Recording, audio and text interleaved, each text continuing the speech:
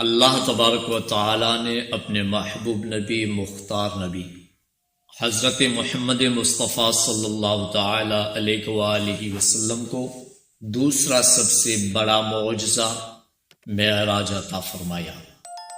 محبوب نبی علیہ الصلاۃ والسلام کے اس سفر معراج کے 3 مراحل ہیں۔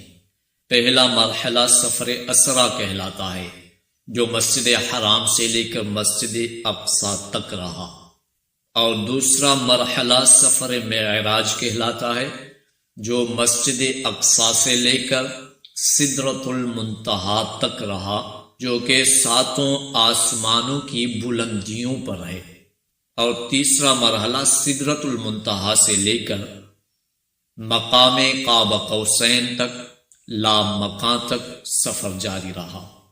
اللہ نے محبوب نبی علیہ الصلاۃ والسلام سے ملاقات بھی کی، اور اس تھوڑے سے وقت کے اندر محبوب نبی علیہ الصلاۃ والسلام کو تمام مشاہدات کروا دیے۔ محبوب نبی علیہ الصلاۃ والسلام اللہ سے ملاقات کر کے واپسی لوٹے، 6 آسمان پر پہنچے، جہاں پر حضرت موسیٰ علیہ السلام نے پہلے ہی محبوب نبی کا استقبال کیا تھا۔ جب حضرت موسیٰ علیہ السلام کے پاس پہنچے تو حضرت موسیٰ علیہ السلام کے پوچھنے پر محبوب نبی علیہ الصلاۃ والسلام نے فرمایا کہ اللہ نے تو بہت کچھ عطا فرمایا، لیکن اللہ نے مجھے اپنی امت کے لیے 50 نمازوں کا تحفہ عطا فرمایا ہے۔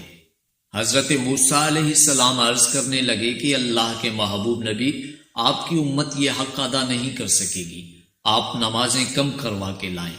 جناب، یہ وہی حضرت موسیٰ علیہ السلام ہیں جن کی آنکھیں ترستی رہ گئی، جن کی پوری زندگی اسی تمنا میں گزر گئی کہ اللہ کا دیدار نصیب ہو جائے، لیکن محبوب نبی جب اپنے آنکھوں سے اللہ کا دیدار کر کے 6 آسمان پر پہنچے تو اندازہ لگائیں کہ محبوب نبی علیہ الصلاۃ والسلام کی ان آنکھوں نے، جنہوں نے اللہ کا دیدار کیا، ان آنکھوں نے حضرت موسیٰ علیہ السلام کو کتنا سکون عطا فرمایا ہوگا۔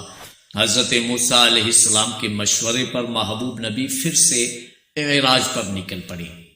چونکہ محبوب نبی معراج کے مرحلے میں تھے، اسرا کا مرحلہ پیچھے رہ گیا، معراج کا مرحلہ بیچ کا مرحلہ، اور اعراج کا مرحلہ بلندیوں کا مرحلہ، عظیم بلندیوں کا مرحلہ تھا۔ محبوب نبی علیہ الصلاۃ والسلام پھر سے اللہ کی حضور حاضر ہوئے۔ اللہ تبارک و تعالی نے 5 نمازیں کم کر دی۔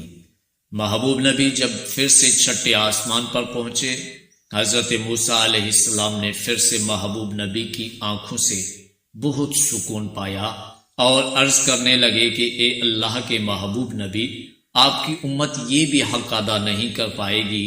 محبوب نبی نے پھر دوسری مرتبہ اپنی مرضی کا سفر اختیار کیا اور اعراج پر نکل پڑے۔ پھر سے اللہ نے 5 نمازیں کم کر دیں۔